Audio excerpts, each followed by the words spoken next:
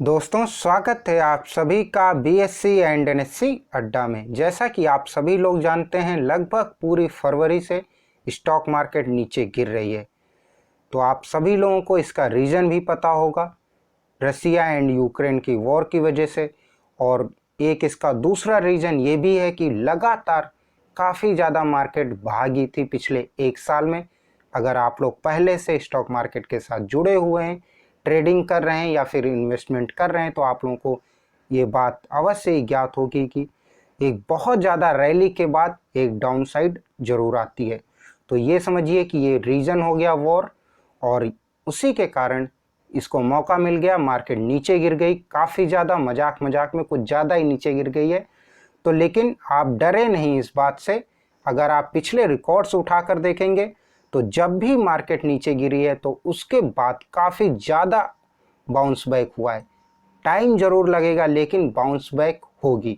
आपके पास जो भी स्टॉक्स हैं, अगर वो स्टॉक अच्छे हैं, यानी कि ब्लू चिप्स कंपनीज़ के हैं या फिर बड़ी कंपनीज़ के स्टॉक हैं, फंडामेंटल्स अच्छे हैं उन स्टॉक्स के, तो उनको निश्चित तौर पर होल्ड करिए।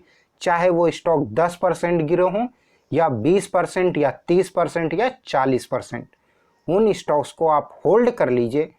तो आने वाले समय में आप निश्चित तौर पर प्रॉफिट में निकलेंगे। ऐसी गलती कभी भी मत करें। अगर आपको डर लग रहा हो तो आप पिछले रिकॉर्ड्स उठाकर देख लीजिए। जब जब स्टॉक मार्केट गिरी है उसके बाद 3 महीने के अंदर, 6 महीने के अंदर और मैक्सिमम 1 साल के अंदर मार्केट ने कवर कर लिया है। तो इस बात से एकदम मत डरें कि आपका जो इन्वेस्टमेंट है वो डूब जाएगा। वो कुछ स्टॉक्स जा सकते हैं जिनमें आपने अपना बेकार में लगा दिया पैसा, यानी कि पेनी स्टॉक्स।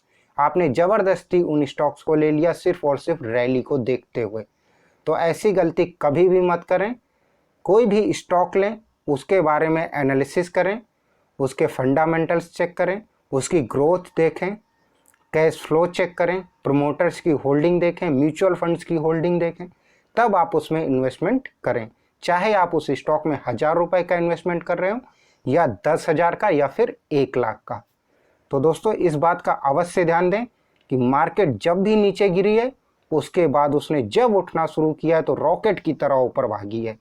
तो डरे नहीं। अगर आपने स्टॉक्स लेकर रखे हैं तो उन्हें होल्ड करिए, निश्चित तौर पर आपको प्रॉफिट में निकलने का मौका मिलेगा। तो चलिए दोस्तों, समय को ना गवाते हुए हम लोग पहले एनालिसिस कर लेते हैं आज की अपनी इंट्राडे ट्रेड्स का, और उसके बाद देखेंगे कि कल के लिए मैंने किस स्टॉक को चुना है। आज का हमारा पहला इंट्राडे का स्टॉक था टाटा केमिकल्स का।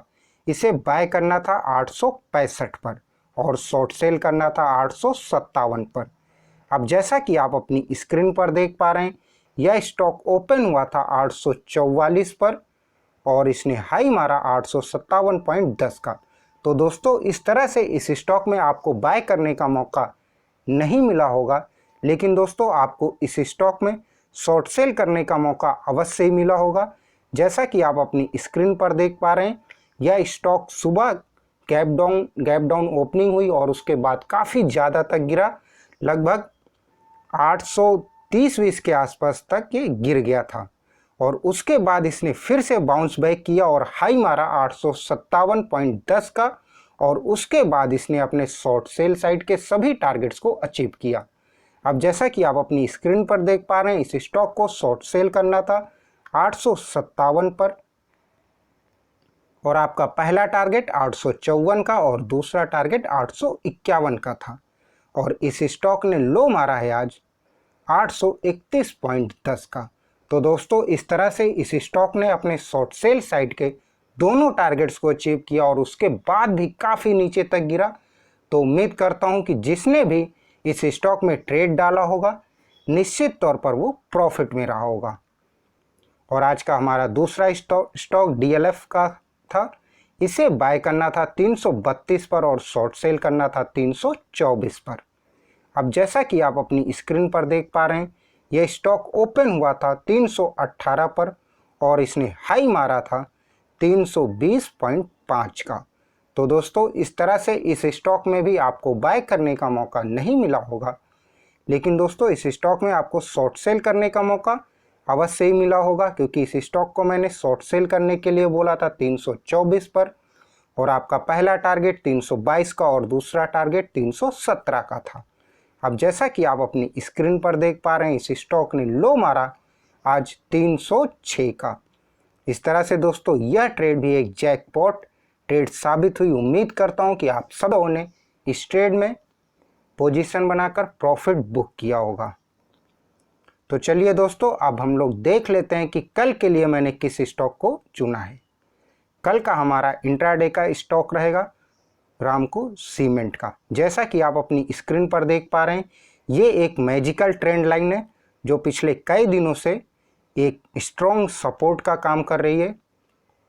तो कल अगर ये स्टॉक 698 के लेवल को क्रॉस करता है तो आप इसे बाय करिएगा। आपका पहला टारगेट रहेगा 701 का, दूसरा टारगेट 707 का या 710 का। अगर यही स्टॉक नीचे गिरना शुरू होता है तो आप इसे शॉर्ट सेल कर सकते हैं 688 पर, पहला टारगेट 684 का, दूसरा टारगेट 678 का। और दोस्तों इस स्टॉक में आपका स्टॉप लॉस रहेगा 7 पॉइंट का।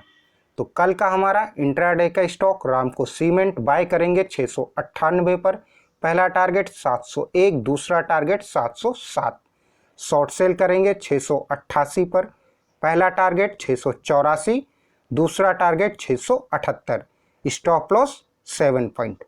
तो दोस्तों अच्छे से ट्रेड डालिए और कोशिश करिए 9:30 के बाद एंट्री लेने की। जैसा कि आपने आज के दोनों स्टॉक्स में देखा होगा, सुबह मार्केट गिरी एकदम से और उसके बाद उसने अपने शॉर्ट सेल वाले पॉइंट को क्रॉस किया और उसके बाद फिर नीचे गिरी। तो आपको दोबारा में मौका मिला होगा उस स्टॉक में ट्रेड डालने का। तो दोस्तों कोशिश करिए 9:30 के बाद एंट्री लेने की। कल का इंट्राडे का स्टॉक आपकी स्क्रीन के सामने है, तो संभल कर ट्रेड डालिए, स्टॉप लॉस को लगाइए, अपने स्टॉप लॉस को ट्रेल करते रहिए, मिनिमम प्रॉफिट सबसे पहले बुक करिए, लालच बहुत ज़्यादा मत करिए। यही कुछ इंट्राडे ट्रेडिंग रूल्स होते हैं जो सभी लोग फॉलो करते हैं। तो अगर आप भी फॉलो करेंगे तो निश्चित तौर पर ही प्रॉफिट में रहेंगे। तो दोस्तों आप सभी से कल फिर मुलाकात होगी। अगर आपको वीडियो अच्छा लगा हो तो वीडियो को लाइक ज़रूर कर दें, और अगर आप इस चैनल पे नए हैं तो चैनल को सब्सक्राइब भी कर दें। नीचे डिस्क्रिप्शन बॉक्स में मैंने भारत के सबसे अच्छे डिस्काउंट ब्रोकर का लिंक दिया है। आप चाहें तो अपना इंट्राडे का आप अपना डीमैट अकाउंट उसमें खुलवा सकते हैं और मेरे साथ नेक्स्ट डे से ट्रेडिंग शुरू कर सकते हैं। तो दोस्तों कल आप सभी से फिर मुलाकात होगी इसी समय पर। तब तक के लिए आप सभी का बहुत बहुत धन्यवाद।